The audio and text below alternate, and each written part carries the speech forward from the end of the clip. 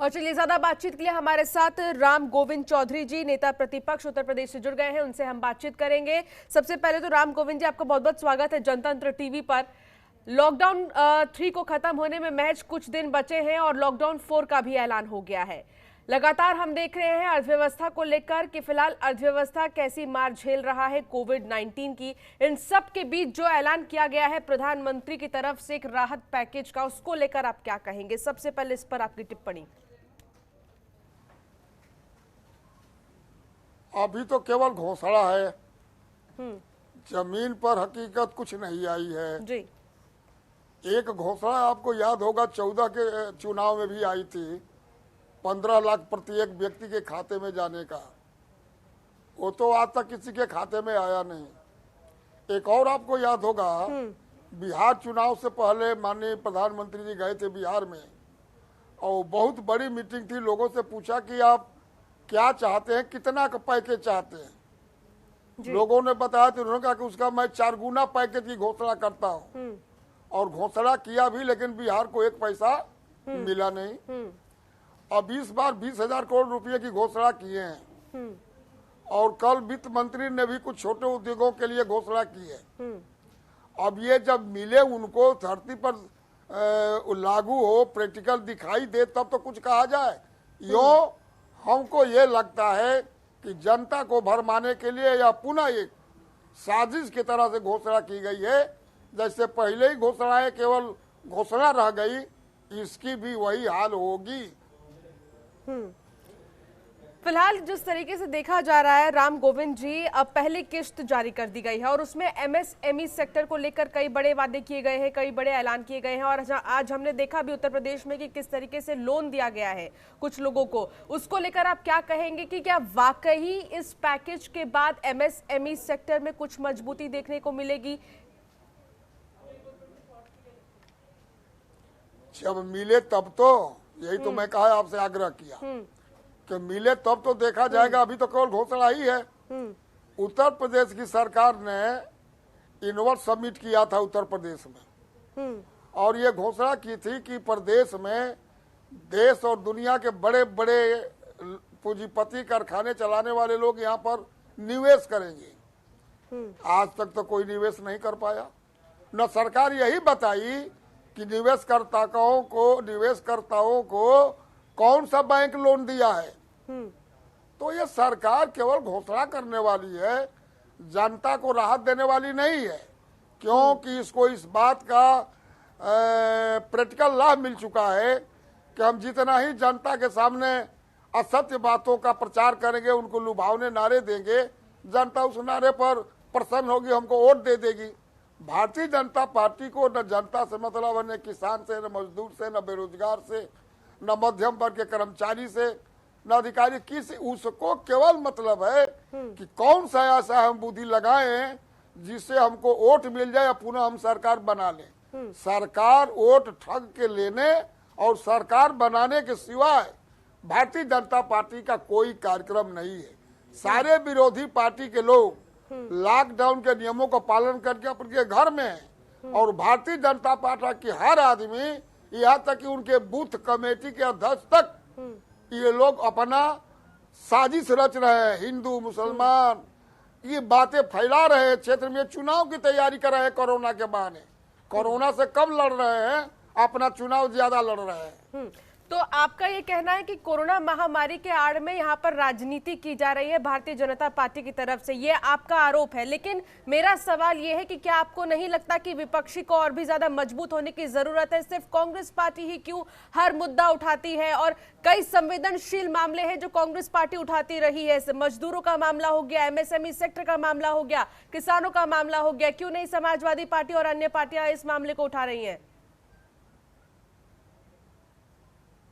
आपको याद नहीं है, हमेशा माननीय राष्ट्रीय अध्यक्ष समाजवादी पार्टी के आदरणीय अखिलेश यादव जी प्रतिदिन, चाहे श्रमिक मजदूरों का मामला हो, किसानों का मामला हो, किसानों की आत्महत्या के मामला हो, किसानों को फसलों की नष्ट होने के मुआवजा देने का मामला हो, प्रतिदिन एक दिन भी बाकी नहीं है जो चैनलों को और अखबारों में उनका न्यूज न आता हो। और उन्होंने इसके लिए आंदोलन की घोषणा भी कर दिया था हर महीने में 22 तारीख को हर जिले में मुद्दों को लेकर के धरना प्रदर्शन करने का ऐलान था। तब तक एक लॉकडाउन हो गया। अखिलेश जी प्रतिदिन, फिर आपसे मैं दोहरा रहा हूं कि वो लड़ाई लड़ रहे हैं। मैं समझता हूं 40 वर्ष के अपने राजनीतिक अनुभव के कारण से कि जितना अखिलेश यादव गरीब, बेबस, लाचार, किसान, मजदूर, किसान, मध्यम वर्ग के लोग, मध्यम वर्ग के कर्मचारी, इनके हितों की रक्षा के लिए प्रतिदिन बयान दे रहे हैं, सरकार को सुझाव दे रहे हैं और अपने वर्करों से कोरोना की महामारी में गरीब लोगों को राशन, भोजन, दूध, दवा, बिस्कुट बांटने का निर्देश दे रहे हैं। बंट भी रहा है समाजवादी पार्टी के तरफ से, लेकिन भारतीय जनता पार्टी को पच नहीं पा रहा है। सैकड़ों समाजवादी पार्टी के नेताओं कार्यकर्ताओं पर इन्होंने FIR कर दिया कि ये बांट करके लॉकडाउन का नियमों का उल्लंघन कर रहे हैं। माने ये विरोधी पार्टियों का सहयोग लेना भारतीय जनता पार्टी नहीं चाह रही है। तो आपका ये कहना है कि संतुलन नहीं है बाकी पार्टियों और भारतीय जनता पार्टी के बीच में, बाकी पार्टियों की आवाज नहीं सुन रही है भारतीय जनता पार्टी, आपका ये कहना है? हमारा यही कहना है। अखिलेश यादव आप अखबारों की कटिंग मंगा लीजिए अपने लोगों से। चैनल तो इस समय अगर चैनलों से कम मिल रहे हैं, लेकिन उनका बयान तो जा ही रहा होगा चैनलों की तरफ से। कोई ऐसा दिन नहीं है कि हमारे पार्टी के राष्ट्रीय अध्यक्ष माननीय अखिलेश यादव इन बातों पर, मजदूरों पर, श्रमिकों के, किसानों के, असहाय, बेबस, लाचार लोगों की बात अखबार के माध्यम से, चैनल के माध्यम से सरकार तक पहुंचाने का काम न कर रहे हो। और लड़ाई भी लड़ने के लिए वो ऐलान कर दिए थे। लड़ाई हमारी ही पार्टी शुरू से लड़ रही है। आपको याद होगा 19 तारीख को मेरा ही अध्यक्ष, राष्ट्रीय अध्यक्ष अखिलेश यादव ने ही आह्वान किया था कि हर मुद्दों को लेकर के गवर्नर को हर जिले में हमारे कार्यकर्ता प्रदर्शन निकाल करके ज्ञापन देंगे। उसके 4 दिन पहले उत्तर प्रदेश सरकार ने 144 धारा लागू कर दिया। मेरे कार्यकर्ताओं को 19 तारीख को पीटा गया, जेल भेजा गया, दफ्तर से नहीं निकलने दिया गया, किसी तरह से लोग किसी तरह से ज्ञापन दिए। और उसके बाद उस आंदोलन को दबाने के लिए 20 तारीख को जो लोगों ने जुलूस निकाला, सीधे गोली चला करके 24-25 लोगों का हत्या कर दिया। इसके लिए धरना प्रदर्शन हर जगह हो रहे थे, तब तक लॉकडाउन हो गया। समाजवादी पार्टी संघर्षों की पार्टी है। अखिलेश यादव जी संघर्षों की कोख से निकले हुए हैं। उनके पिताजी देश के माने जाने समाजवादी हैं। संघर्ष के नाम पर देश में उनको माना जाता है। अखिलेश यादव से ज्यादा गरीब, श्रमिक, किसान, मजदूर के लिए संघर्ष करने वाला वर्तमान में कोई नेता नहीं है। लेकिन आप समाजवादी पार्टी के वरिष्ठ नेता हैं राम गोविंद जी, और आपसे कई उम्मीदें हैं वहां की जनता को। कई साल आपने दिए हैं उत्तर प्रदेश की जनता को, और यही वजह है कि आज भी एक आस लगाकर रखती है आपकी पार्टी से उत्तर प्रदेश की जनता। और आप ये देख रहे हैं कि सबसे ज्यादा मजदूर उत्तर प्रदेश के ही परेशान हैं। जो मजदूर अन्य राज्य से वापस उत्तर प्रदेश आना चाह रहे हैं, बीच में उनकी मौत हो जा रही है। उसको लेकर आप क्या कहेंगे? क्या आपने आवाज उठाने की कोशिश की इसको लेकर? तुरंत हमारे राष्ट्रीय अध्यक्ष जी ने ट्वीट किया कि उनको मुआवजा दिया जाए। दुर्भाग्यपूर्ण घटना है। मैंने आज ही अभी NI और इंडिया TV आई थी मेरे पास, उनसे मैंने कहा कि घायल मरे हुए जो मृत्यु हो गए हैं मजदूर, उनको 20 लाख रुपया, जो घायल है उनको 10,000 रुपया दे। सरकार असंवेदनशील है। अभी तो आप देखिए ना, कोरोना से एक आगरा में वरिष्ठ पत्रकार की मौत हो गई। हमारे अध्यक्ष, राष्ट्रीय अध्यक्ष अखिलेश यादव ने उनको आर्थिक राहत पहुंचाई जी, और आज तक सरकार ने 1 पैसे की मदद उस परिवार की नहीं की। तो आपका क्या कहना है कि आप कितने संतुष्ट हैं सरकार की तैयारी से? मजदूर, किसान को लेकर सरकार कई सारे बड़े ऐलान करती है। केवल ऐलान करती है, केवल अखबार में है और चैनलों में है। जमीनी हकीकत कुछ दूर है। बिल्कुल। वो एक हमारे यहाँ पूरब में खिस्सा है। अब महिला है, इसको अन्यथा मत लीजिएगा, कि हमारे यहाँ पूरब में कहावत है कि नई जब बहू आती है दुल्हन तो रोटी कम बेलती है, चूड़ी अधिक खनखनाती है। ठीक वही लागू हो रहा है सरकार पर। राहत कम दे रही है, प्रचार बहुत ज्यादा कर रही है। अब चूंकि विपक्ष का प्रचार नहीं हो पा रहा है अखबारों के माध्यमों से, हमारी बातें नहीं छापी जा रही हैं, आप देखेंगे कि माननीय राष्ट्रीय अध्यक्ष अखिलेश यादव जो देश के नेता हैं, उनका छोटा छोटा बयान अखबार में छपता है। नहीं, लेकिन आप ये छोटा। आपको भी ये समझने और की जरूरत है सरकार राम जो गोविंद जी, कहती है- ऐसी बात नहीं है, ऐसी कोई बात नहीं है। देखिए, जिस तरीके से मैं ये कह रही थी कि विपक्षी को मजबूत होने की जरूरत है, क्यों कांग्रेस पार्टी फिर वीडियो कॉन्फ्रेंसिंग के जरिए अपनी बात रखने में सक्षम रहती है। अन्य पार्टियां जो है, बाकी की पार्टियां, लगातार हमने देखा है बंगाल में भी किस तरीके से ममता बनर्जी ने मजबूती से अपनी बात रखने की पूरी कोशिश की है, क्यों नहीं इस तरीके से समाजवादी पार्टी भी आगे आती है। मैं आपसे बता रहा हूं कि समाजवादी पार्टी के राष्ट्रीय अध्यक्ष प्रतिदिन एक दिन भी नागा नहीं है जो अखबार के चैनलों के माध्यम से लड़ाई को न लड़ रहे हो। उसके बाद मैं जब से लॉकडाउन हुआ है तब से चैनल के माध्यम से, अखबार के माध्यम से अपनी बात कहता हूं, लेकिन कह रहा हूं ना जी कि सरकार का इतना नियंत्रण है कि विपक्ष की बातें बहुत कम छपती है, बहुत कम। आप इसका अपने लोगों से सर्वेक्षण करा लीजिए। मैं आपको धन्यवाद देता हूं कि आपने एक दिन आपका चैनल और हमको लाइव पर बैठाया था, आज भी बैठाया है, और आपके माध्यम से मैं लोगों तक अपनी बात पहुंचा रहा हूं। राम गोविंद जी, ये हमारी कोशिश है कि जो सच्चाई है वो जनता के सामने रखा जाए, और हम ये चाहते हैं कि सवाल अगर कोई उठा सकता है सरकार पर तो वो विपक्ष है। सरकार की जो चीजें हैं अगर उससे असंतुष्ट कोई महसूस कर रहा है तो उस पर सवाल उठाने का पूरा अधिकार विपक्ष को होता है, और यही वजह है कि आपके सवाल जनता के सवाल होते हैं, और जनता के जो सवाल है वो हम प्रेजेंट करते हैं टेलीविजन पर। और यही वजह कि मैं बार बार आपसे पूछ रही हूँ कि जो सरकार की तरफ से व्यवस्थाएं की गई है, तैयारियां की गई, आपको कहां कमी लग रही है, कैसी व्यवस्था और होनी चाहिए, आप ये सुझाव दीजिए।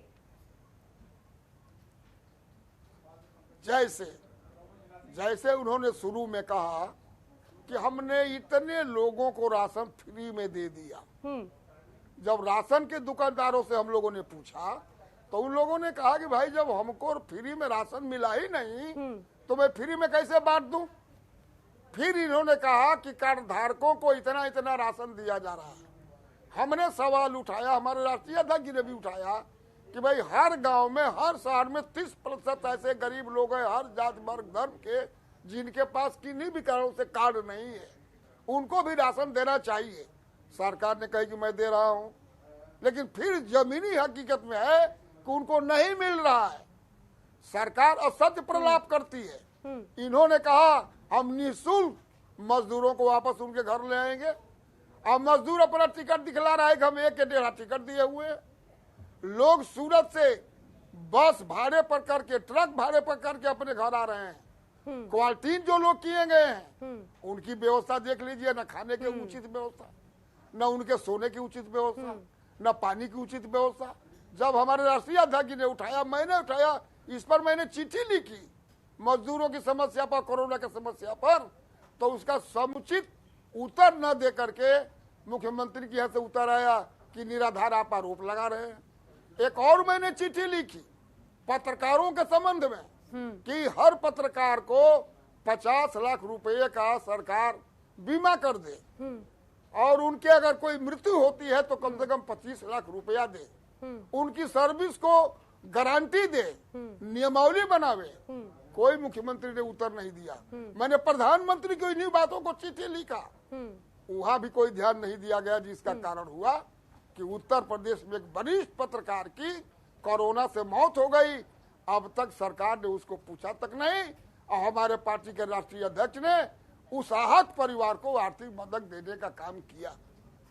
अखिलेश यादव ये है, चाहे उत्तर प्रदेश किसान आत्महत्या कर रहा हो, चाहे मध्य प्रदेश का किसान आत्महत्या कर रहा हो, झारखंड का किसान आत्महत्या कर रहा हो, उस परिवार को आर्थिक मदद किसी ने दिया है, अखिलेश यादव ने दिया है। गोरखपुर में ऑक्सीजन के अभाव में जितने बच्चों की मृत्यु हो गई, बहराइच में खास बीमारी से लोगों की मृत्यु हो गई, हर परिवार को अखिलेश यादव ने आर्थिक मदद की।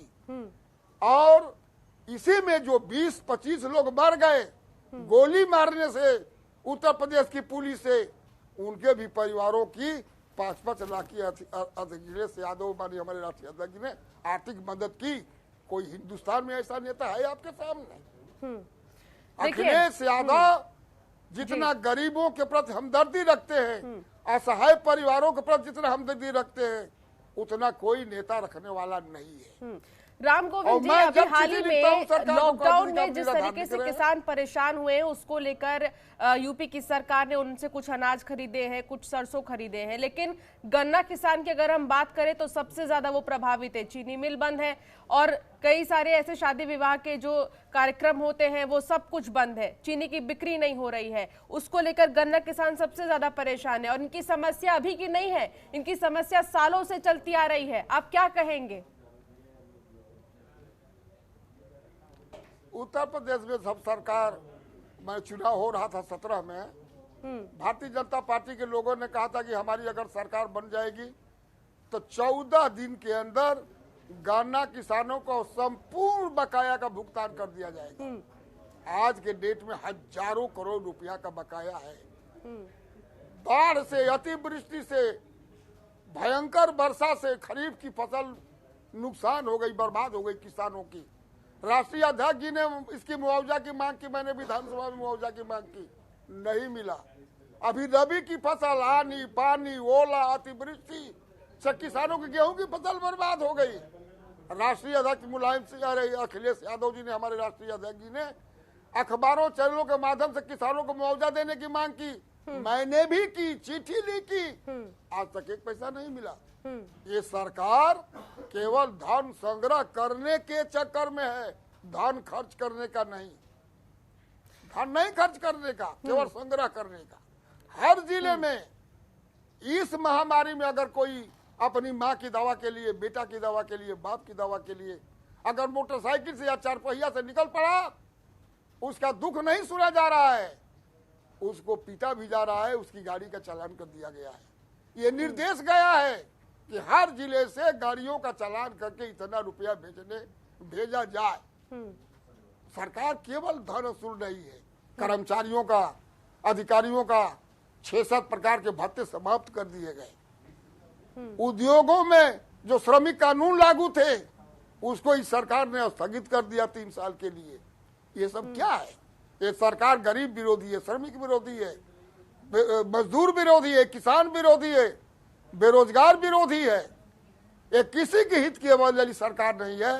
ये सरकार हर तरह से अपने हित की ही बात सोचती है कि कैसा हम ताल टिकड़म करें कि जनता प्रभावित हो जाए, हमको वोट दे, हम सरकार बना लें। राम गोविंद जी, आपने बेबाकी से अपनी बात रखी है और तमाम बातचीत भी हमारे साथ आपने किया है, तो इसी के लिए बहुत बहुत शुक्रिया अपना कीमती समय देने के लिए।